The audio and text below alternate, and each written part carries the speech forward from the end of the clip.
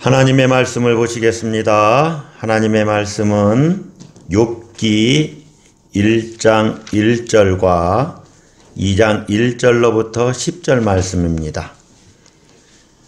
1장 1절 제가 봉독합니다.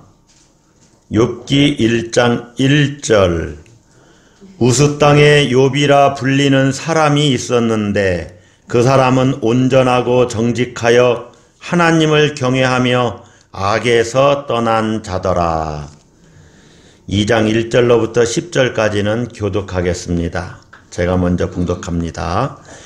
또 하루는 하나님의 아들들이 와서 여호와 앞에 서고 사탄도 그들 가운데에 와서 여호와 앞에 서니 여호와께서 사탄에게 이르시되 내가 어디서 왔느냐? 사탄이 여호와께 대답하여 이르되 땅을 두루 돌아 여기저기 다녀왔나이다. 여호와께서 사탄에게 이르시되 내가 내 종 욥을 주의하여 보았느냐? 그와 같이 온전하고 정직하여 하나님을 경외하며 악에서 떠난 자가 세상에 없느니라. 내가 나를 충동하여 까닭 없이 그를 치게 하였어도 그가 여전히 자기의 온전함을 굳게 지켰느니라. 사탄이 여호와께 대답하여 이르되 가죽으로 가죽을 바꾸오니 사람이 그의 모든 소유물로 자기의 생명을 바꾸올지라. 이제 주의 손을 펴서 그의 뼈와 살을 치소서. 그리하시면 틀림없이 주를 향하여 욕하지. 내게 이르시되 내가 그를 내 손에 맡기노라. 다만 그의 생명은 해하지 말지니라. 사탄이 이에 여호와 앞에서 물러가서 욥을 쳐서 그의 발바닥에서 정수리까지 종기가 나게 한지라. 욥이 그 질그릇 조각을 가져다가 몸을 긁고 있더니 그의 아내가 그에게 이르되 당신이 그래도 자기의 온전함을 굳게 지키느냐? 하나님을 욕하고 죽으라. 그가 이르되 그대의 말이 한 어리석은 여자의 말 같도다. 우리가 하나님께 복을 받았은즉 화도 받지 아니하겠느냐 하고 이 모든 일에 욥이 입술로 범죄하지 아니하니라. 아멘. 우리가 하나님을 예배하는데 여러분은 왜 하나님을 예배하십니까? 나는 왜 하나님을 예배하고 있는가? 우리는 왜 하나님을 경외하며 섬겨야 됩니까? 그리고 그렇게 섬기고 있습니까? 이것은 신앙생활을 하는 근본적인 이유에 대해서 질문하는 것입니다. 신앙생활을 내가 왜 하는 것인가? 처음 교회에 다니기 시작하는 사람들은 대부분 어떤 이유를 가지고 있어요. 그 중에 모두 다 그런 것은 아니지만 이러한 이유를 갖고 있는 사람들도 있습니다. 건강의 문제를 해결하기 위해서 신앙생활을 시작한 경우입니다. 또 경제적인 어떤 부를 얻기 위해서 예수 믿으면 복 받는다더라. 그러니 예수 믿고 나도 경제적으로 재물을 한번 얻어봐야지 해서 신앙생활을 한 사람들도 있습니다. 어떤 사람은 세상살이가 너무 시시하고 마음이 너무나 허전해서 삶의 공허함을 채우기 위해서 신앙생활을 시작하기도 합니다. 그렇게 해서 교회를 나오는 사람들도 있어요. 물론 하나님이 창조주이시여 우리를 구원하시는 구세주이시고 예수 그리스도의 십자가를 통해서 우리가 구속함을 받고 죄사함 받고 영생을 얻는다. 그러니 나도 구원받아야지, 죄 용서 받아야지. 그리고 예수님이 내 인생의 주인이시고 구세주이시다. 그분이 하나님의 아들이시고 나의 왕되심을 정말로 깨닫고 믿어서 이제 믿기 시작함으로 신앙생활을 하는 사람들도 있어요. 그러나 처음에 말씀드린 대로 건강의 문제나 경제적인 부, 또 어떤 문제를 해결받기 위해서 그리고 삶의 공허함을 채우기 위해서 신앙생활을 하는 사람들도 있다는 거예요. 실제로 가끔 그런 문제들은 교회 다니면서 해결되기도 합니다. 그런데 여러분, 우리가 한번 생각을 해봐야 돼요. 그러한 것들이 정말로 하나님을 섬기는 이유가 되느냐? 그러한 문제가 해결되어서 너무나 감사해서 하나님을 믿기 시작할 수는 있지요. 그러나 만약에 그 문제들이 해결되지 않으면 그러면 어떻게 할 거예요? 건강의 문제가 하나님이 복 주셔서 건강을 주신다더라. 그러니 신앙생활을 하자 해서 신앙생활을 시작했는데 그 건강이 나아질 기미가 안 보여요. 1년이 돼도 2년이 돼도. 그리고 경제적인 어려움은 여전해요. 그러면 어떻게 하겠느냐 그 말이에요. 여러분, 그러한 이유 때문에 신앙생활을 처음 시작했다고 하더라도 그러한 것을 계속 바라고 신앙생활하고 있다면은 거기에는 한쪽 구석에서 영적인 병이 걸리기 시작합니다. 왜 그러냐면 하나님이 그 문제를 해결해 주실 수도 있지만 해결해 주지 않을 수도 있기 때문에 그래요. 그래서 하나님께 맡겨드리지 못하면 한쪽에 병이 들기 시작해요. 왜 나는 기도에 응답 안 해주시나?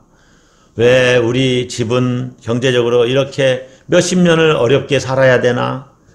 왜 하나밖에 없는 아들, 하나밖에 없는 딸, 또 왜 또 하나밖에 없는 왼수 같은 왼수예요? 남편, 마누라는 왜 그렇게 변화되지 않고 속을 썩일까? 그게 오래도록 지속되면은 하나님이 변화시켜주지 않은 것에 대해서 뭐가 생겨요? 불만이 생겨요. 그러면서 한쪽에서 영적인 병이 들기 시작하는 거예요. 다시 말하면 바른 영성이 생기질 못한다는 겁니다. 그래서 욥기를 읽으면서 특별히 오늘 본문을 우리가 같이 나누어 보면서 우리가 여러 가지를 한번 생각해 봐야 돼요. 아까 여러 가지 삶의 문제들을 이야기했지만 바울을 한번 생각해 보세요. 바울같이 탁월한 영성의 소유자도 하나님께 기도 응답을 다 받은 건 아니라는 것입니다. 여러분, 기도는 누가 합니까? 기도는 우리가 하는 겁니다. 기도는 내가 하지만 기도 응답은 누가 하는 거예요? 하나님이 하시는 겁니다. 하나님이. 기도 응답은 내가 하는 게 아니고 하나님이 하시는 거예요. 그러니 하나님이 응답하시는 것을 자기 마음대로 하실 수가 있으세요. 하나님의 전적인 자유입니다. 이것을 주권이라고 그래요. 욥기를 읽으면서 우리는 그것을 보게 되는 거예요. 바울이 보세요. 자기 몸에서 가시를 제거해 달라고 그토록 간절하게 기도하잖아요. 내가 3번 기도했다. 3번만 했는지 더 했는지 하여간 완전수니까 정말로 열심히 기도했겠죠. 하나님이 너 교만하지 마라 라고 교만하지 않게 하려고 그 기도에 응답하시지 않는데 이렇게 이야기합니다. 내 은혜가 내게 족하도다. 이는 내 능력이 약한 데서 온전하여 짐이라. 하나님의 은혜가 바울에게 족하다는 거예요. 그러면서 그 가시는 제거해 주지 않겠다는 겁니다. 바울의 기도를 하나님께서 거절하신 것입니다. 여러분, 기도가 하나님께 거절당할 때 우리가 어떻게 신앙생활을 해야 되느냐, 그 문제를 오늘 본문을 통해서 같이 나누어 보려고 하는 거예요. 기도가 하나님께 거절당하고 또 내가 생각했던 하나님이 주시는 복들이 사라질 때, 문제가 해결함을 받지 못할 때 우리가 어떻게 신앙생활하고 그때 우리는 무엇을 지켜나가야 되는가 하는 문제입니다. 우리는 욥기서의 본문을 가지고 신앙생활하면서 정말로 우리가 절대로 놓치지 말아야 할 것, 우리가 끝까지 지켜나가야 할 것이 무엇인지를 보게 되는 거예요. 자, 우리가 욥기서를 펴놨는데 욥기를 읽을 때 우리가 먼저 알아야 할 것들이 있습니다. 욥기는 인간이 이유 없이 당하는 고난이나 하나님의 정의, 신정론이죠. 이 신정론에 대한 철학적인 설명을 하는 것이 아니에요. 사실 고난은 알 수가 없어요. 원인을 알 수가 없어요. 욥기는 그 욥이 당한 고난을 하나님과 사탄의 내기로 풀어낸 것입니다. 그러면서 욥이 얼마나 꿋꿋하게 믿음을 지켰는가를 우리에게 보여주는데, 욥이 꿋꿋하게 잘 참아내고 이겨냈다. 욥은 그렇게 대단한 사람이다. 이런 어떤 영웅담을 우리에게 들려주고자 하는 것도 또한 아닙니다.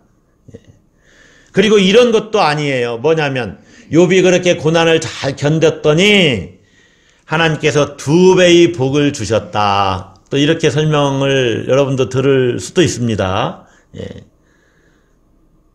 고난을 잘 참고 견디면 2배의 복을 주신다. 이런 기복적인 신앙 간증도 아니라는 것입니다. 욥기는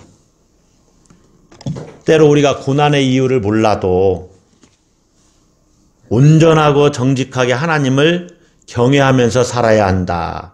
그렇게 살았던 한 사람, 그의 온전함을 지켜나가기 위해서 씨름하는, 그가 그의 온전함을 지켜나가기 위해서 씨름하는 그 이야기예요. 온전하고 정직하게 하나님을 경외하면서 자신의 온전함을 어떻게 지켜나갈까, 이걸 씨름하면서 하나님을 신뢰한 한 사람의 이야기다. 욥기가 우리에게 던지는 근본적인 메시지는 그런데 사탄이 욥을 참소하면서 하나님께 던지는 질문 속에 담겨져 있어요. 이게 아이러니한 것이죠. 사탄이 뭐라고 욥을 참소하냐면 1장 9절을 한번 보세요. 사탄이 여호와께 대답하여 이르되 욥이 어찌 까닭 없이 하나님을 경외하리이까. 뭔가 하나님이 욥에게 뭔가를 주셨으니까 욥이 하나님을 경외하는 것이지, 까닭 없이 어떻게 욥이 하나님을 경외하겠습니까? 사탄의 말이 그럴듯하죠. 여러분이 하나님을 믿는 것이 뭔가 하나님이 주셨기 때문입니까? 그것도 맞아요. 맞기도 맞습니다. 그런데 본질적인 것은 맞아요. 본질적인 것은 하나님 우리에게 주시죠. 그거는 생명입니다. 정말로. 영생입니다. 구원이에요. 하나님 자신입니다. 천국이에요. 그래서 우리가 하나님을 경외하는 것이기도 합니다. 그런데 더 근본적으로 하나님과 우리와의 관계 속에서 찾아보면 우리는 하나님을 경외해야만 하는 존재입니다. 우리의 시작이 하나님께 있고 우리가 하나님의 잇대어 있다는 거예요. 기대어 있다는 거예요. 우리의 생명이 하나님으로 말미암아 유지되는 거잖아요. 그런데 그것과는 조금 다르게 어떤 세상적인 것 때문에 우리가 하나님을 경외하고 있는가 한번 생각을 해봐야 되는 거죠. 욥이 까닭 없이 하나님을 경외하리까.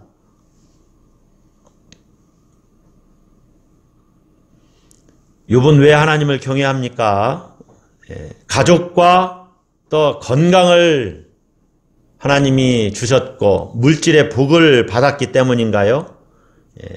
처음에도 말씀드렸지만은 그 모든 복이 없어진다면 그러면 그럼에도 불구하고 욥이 하나님을 경외하고 신뢰할까 한번 우리가 생각을 해봐야 됩니다. 우리가 하나님을 신뢰해야지만은요, 하나님은 또 우리를 믿어주시는 것이 있습니다. 여러분, 믿음의 차원이 서로 이렇게 상호적이에요. 하나님은 우리에 대한 신뢰를 갖고 있어요. 여러분, 하나님이 여러분을 믿어주시는지 한번 생각을 해보세요. 하나님 나를 과연 믿어주실까?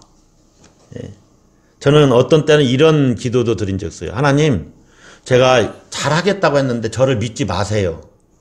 저도 이렇게 고백하면서 저도 저를 믿지 못하겠어요.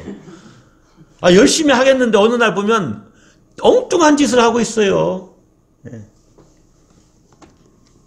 제가 뭘 만드는 것들을, 이런 것들을 좋아하고, 이게 잡기에 능하잖아요.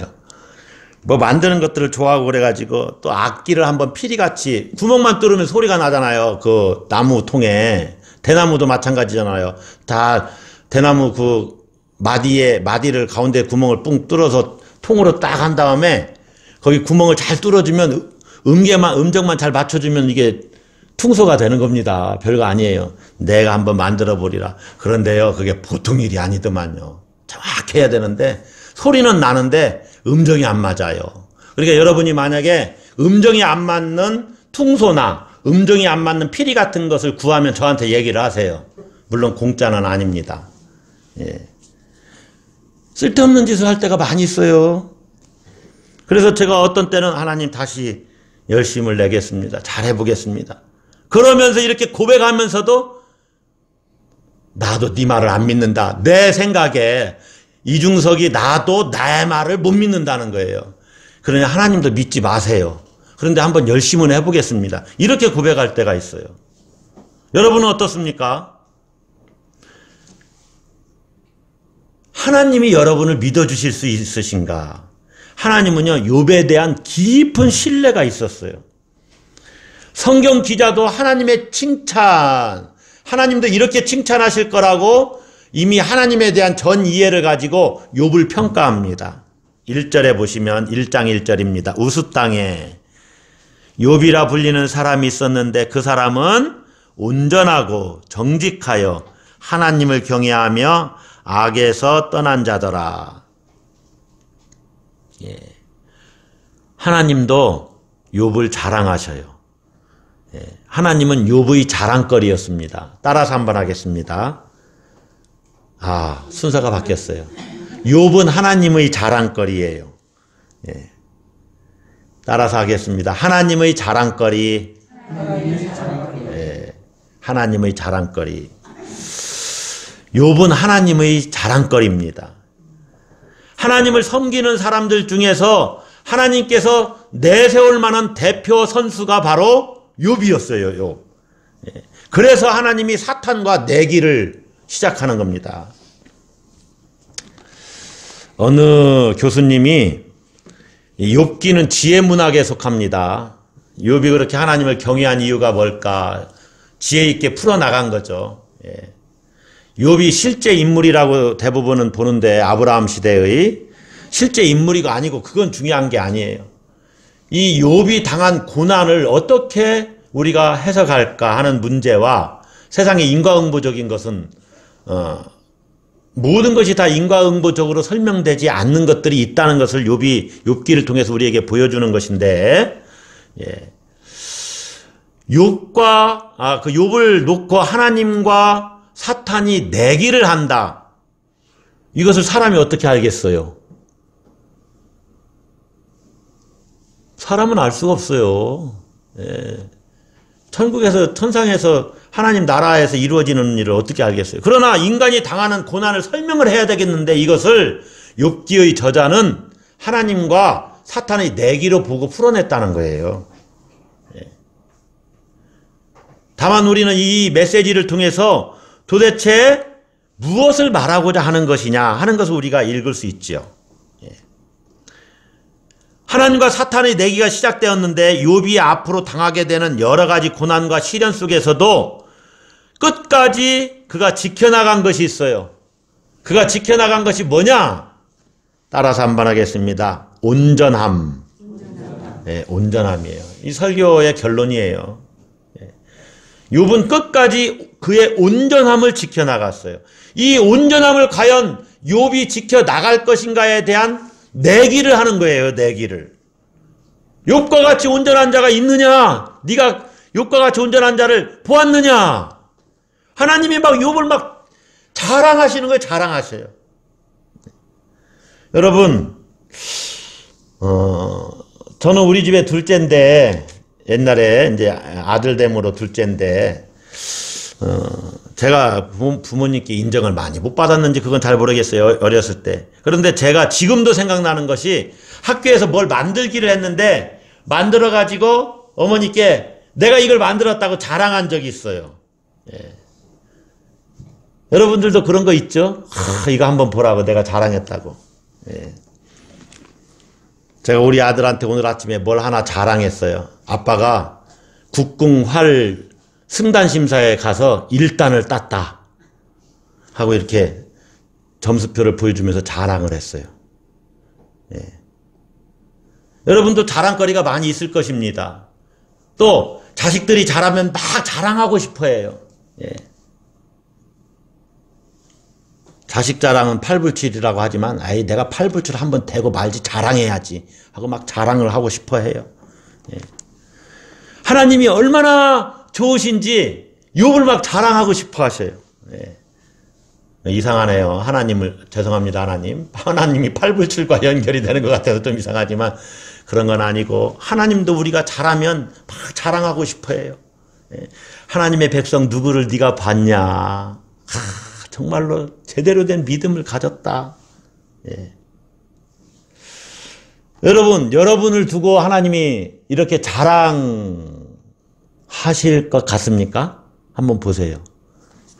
또 여러분을 두고 하나님이 만약에 사탄과 내기를 한다면 하나님이 내기를 걸으실까요? 여러분 내기를 한다는 것은 승산이 있을 때 없을 때 있을 때 거는 거요. 승산이 없을 때 내기를 거는 게 아니에요. 여러분을 두고 하나님이 과연 내가 이길 수 있겠다. 얘를 두고 그 내기를 한다면 하고 내기를 걸 수 있겠는가. 물론 욥과 같은 그러한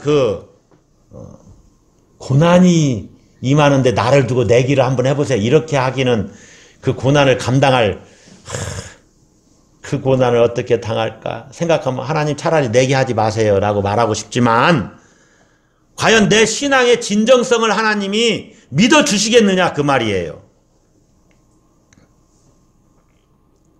하나님이 여러분을 두고 내기를 하실 수 있으실까 한번 생각을 해보세요. 그 정도의 반석과 같은 신앙과 믿음이 나에게 있는가.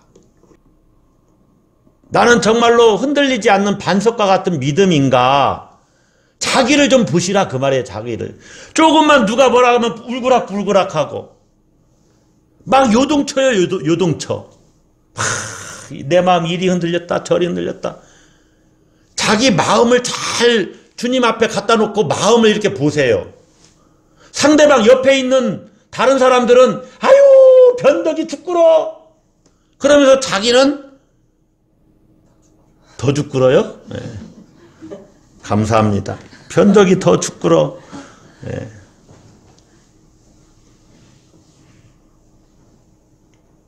다른 사람이 나를 보듯이 나도 나를 한번 보는 거예요. 특별히 주님이 나를 보듯이 내가 나를 봐야만 내 믿음이 보여요. 네.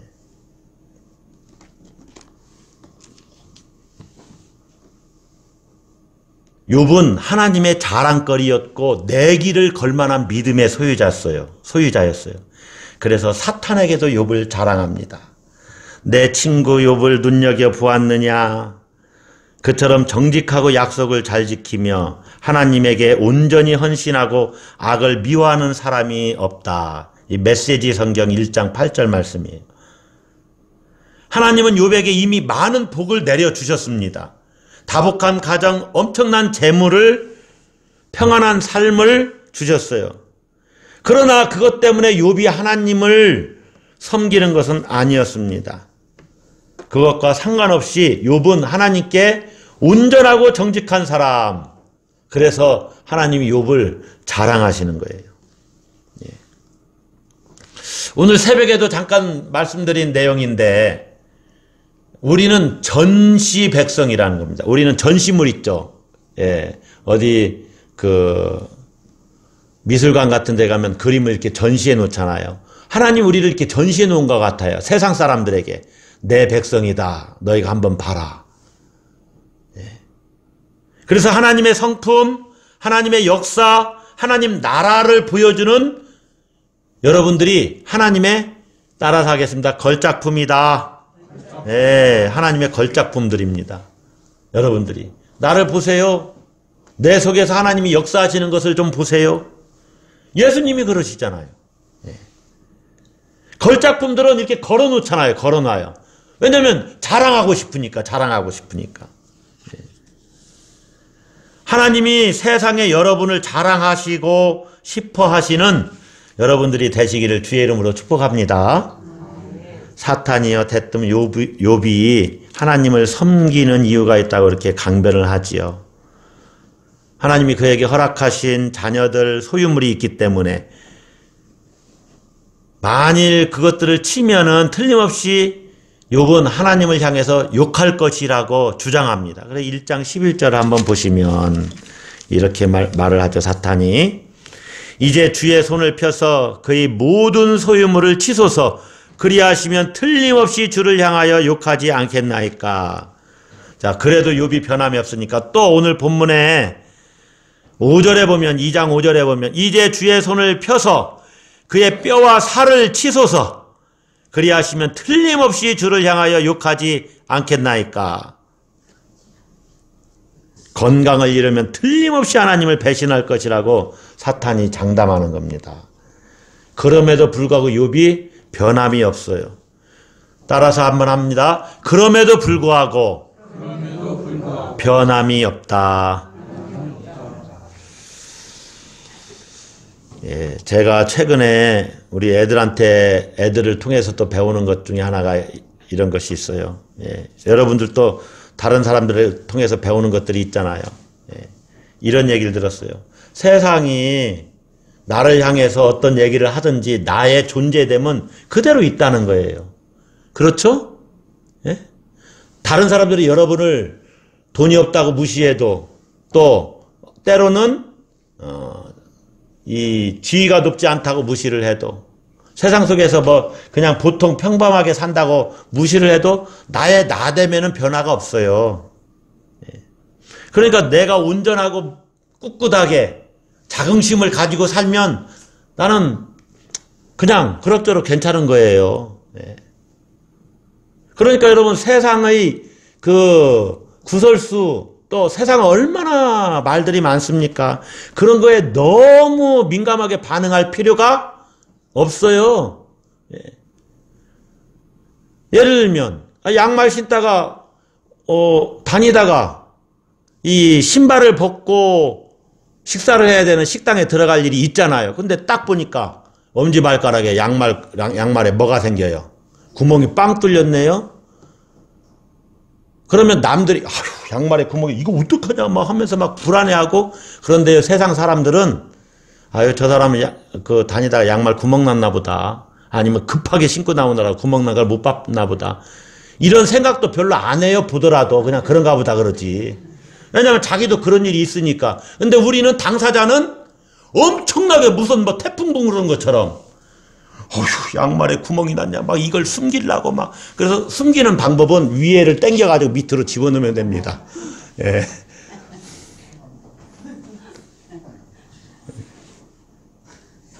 저도 발이 커가지고 양말에 구멍이 잘 나요. 발이 커서 그런지 아니면 발톱에 가시가 달렸는지. 예.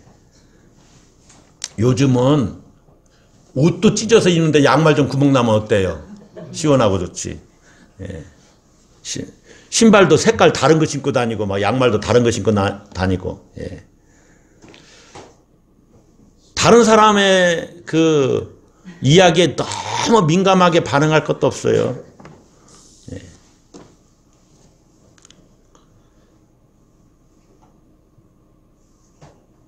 많은 자녀들과 소유물이 하루아침에 사라졌음에도 불구하고 욥은 하나님을 향한 믿음이 변치 않았다는 거예요. 온전함을 지켰다는 거예요. 그래서 3절에 다시 한번 봅시다. 3절 하나님이 사탄에게 다시 이야기하십니다. 여호와께서 사탄에게 이르시되 다 같이 읽습니다. 내가 내 종 욥을 주의하여 보았느냐. 그와 같이 온전하고 정직하여 하나님을 경외하며 악에서 떠난 자가 세상에 없느니라. 내가 나를 충동하여 까닭없이 그를 치게 하였어도 그가 여전히 자기의 온전함을 굳게 지켰느니라. 예. 하나님께서 욥이 온전함을 그럼에도 불구하고 지켰다고 자랑하셔요. 예. 이미 이때는 모든 재산과 자녀들이 다 재산이 사라지고 자녀들이 죽은 후였습니다. 욥이 건강을 잃으면 틀림없이 하나님을 배신할 것이라고 사탄이 또 장담을 하죠. 그럼에도 불구하고 욥은 온전해요. 어떻게 욥이 온전함을 드러내느냐? 첫 번째로 욥의 온전함은 예배로 드러납니다. 그의 자녀들의 생일 잔치 후에 그들이 혹시라도 마음으로 하나님을 욕되게 했을까 봐 자녀들의 명수대로 번제를 드립니다. 그것이 나와 있지요. 예. 1장 5절에 그들이 차례대로 잔치를 끝내면 욥이 그들을 불러다가 성결하게 하되 아침에 일어나서 그들의 명수대로 번제를 드렸으니, 예배 드림으로 그의 온전함을 지켜요. 또 욥의 온전함은 슬픔 중의 찬송으로 드러납니다. 우리가 1장 21절에 보면 그의 자녀들이 다 죽임당하고 재산도 다 사라진 이후에 욥이 이렇게 고백을 해요. 이르되 내가 모태에서 알몸으로 나왔사온즉 또한 알몸이 그리로 돌아가올지라. 다 같이 읽습니다. 주신 이도 여호와시여 거두신 이도 여호와시오니 여호와의 이름이 찬송을 받으실지니이다. 찬송을 드림으로 그의 온전함을 지켜요. 땅에 엎드려 예배하고 여호와의 이름을 찬양하는 것입니다. 대단한 믿음이잖아요.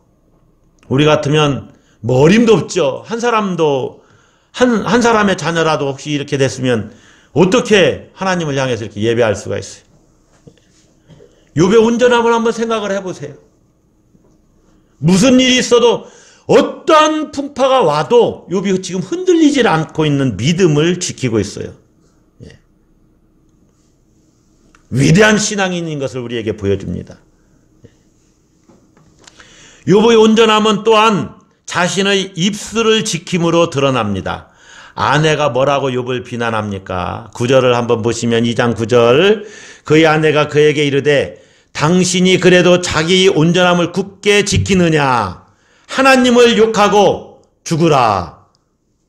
제가 하나님을 욕하고 죽으라 이 성경 구절이 자꾸 제 나름대로의 성경 구절로 이렇게 바뀌어져요. 하나님을 욕하고 되져라. 이렇게 생각이 들어요. 욥의 아내가 그렇게 했을 거예요 아마. 하나님 욕하고 되져버려. 그래도 욥은 자신의 온전함을 지켜요. 아내의 그 막말을 듣고도 화를 내지 않고 입술로 범죄하지 않습니다. 10절에 보면 그가 이르되 그대의 말이 한 어리석은 여자의 말 같도다. 다 같이 읽습니다. 우리가 하나님께 복을 받았은즉 화도 받지 아니하겠느냐 하고 이 모든 일에 욥이 입술로 범죄하지 아니하니라. 여러분 일단은 마음이 막 요동을 쳐도 입술을 닫아야 돼. 입술을. 이 훈련을 해야 됩니다.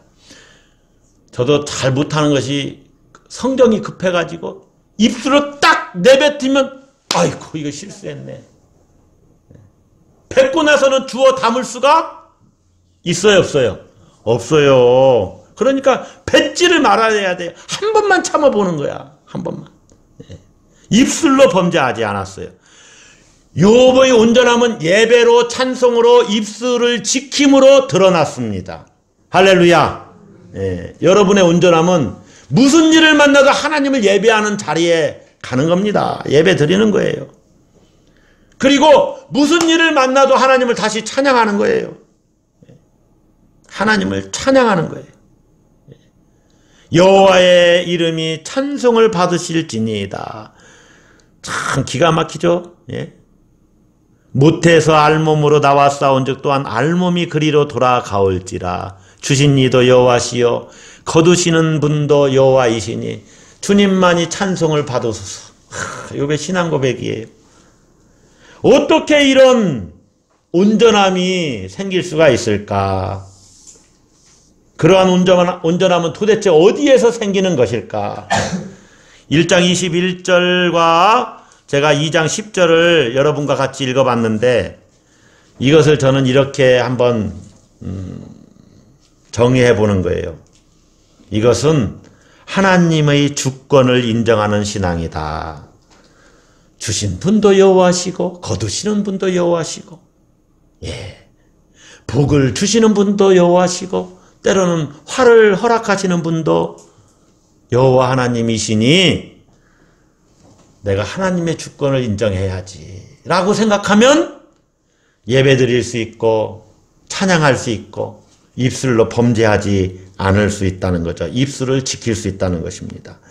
하나님의 주권을 인정하는 신앙, 하나님의 섭리를 인정하는 신앙, 하나님의 주권과 하나님의 섭리를 인정하면 어떠한 일이 내게 닥치더라도 그 일을 수용할 수 있는 힘이 생겨요. 수용력이 생기는 겁니다. 수용할 수 있는 능력이 생겨요. 받아들일 수가 있어요. 인생이 그런 것이지 뭐. 그럴 수도 있지 뭐. 여러분, 심지어 아무것도 아닌 미물, 동물, 이런 것 때 인생의 그 만물의 영장이요, 전 우주적 존재인 한 사람이, 어떤 몇 사람이 죽임당했다고 생각해보세요. 맥없이. 뭐 생물도 아니고 이번 같은 경우는 콩레이 태풍에 한 사람이 돌아가셨다는 얘기가 있는 것 같던데, 뉴스에. 태풍 때문에 또 지진 때문에 수많은 사람들이 그냥 무차별하게 죽임당해버렸어요. 얼마나 허무하고 덧없어요. 그런데 실제로 그러한 일이 일어나잖아요. 그러니까 그것 또한 인생이라는 거죠. 그것을 받아들일 수 있는, 우리가 정말로 받아들일 수 있는 힘을 키워야 돼요. 인생 중에는 고난이 있지. 그것이 온전함을 가질 수가 있어요. 하나님을 향한 온전함. 하나님이 주권자이신데 이것도 주시고 저것도 허락하실 수가 있구나. 복은 주시는 것이고 화는 하나님이 뭐 때로 주시기도 하시지만 어떤 때는 허락하시잖아요. 욥의 고난을 허락하시듯이. 그때 내가 어떻게 온전함을 지킬 수 있느냐? 하나님의 주권을 인정하는 것입니다. 할렐루야. 모든 것을 다 받아들일 수 있는 그러한 힘을 키우는 거예요. 온전함은 하나님을 경외하는 바른 믿음의 자세입니다. 히브리어로는 따라서 한번 합니다. 탐.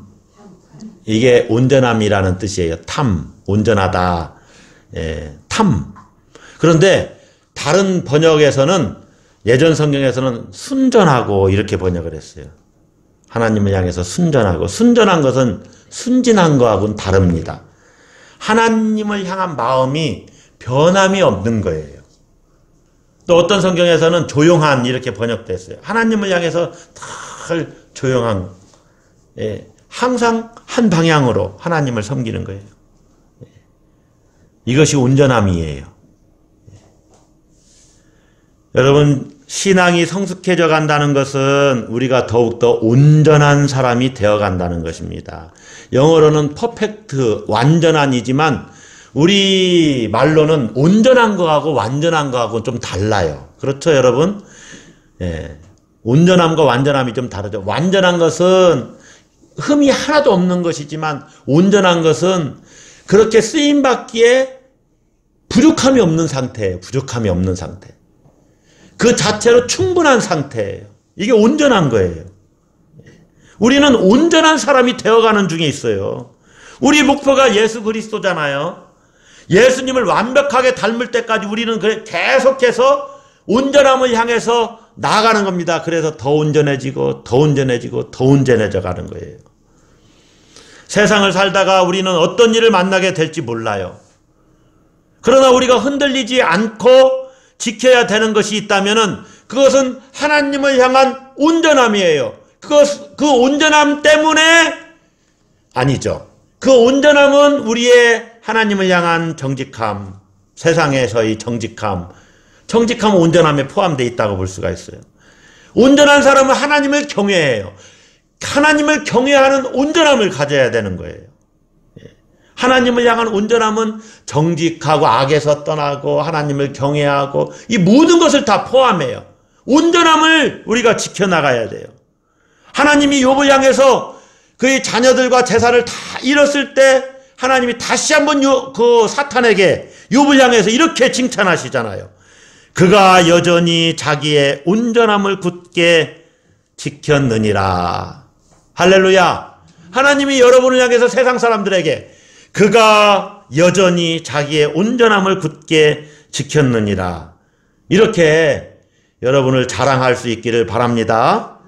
여러분이 하나님의 자랑거리가 되시기를 주의 이름으로 축복합니다. 기도하겠습니다.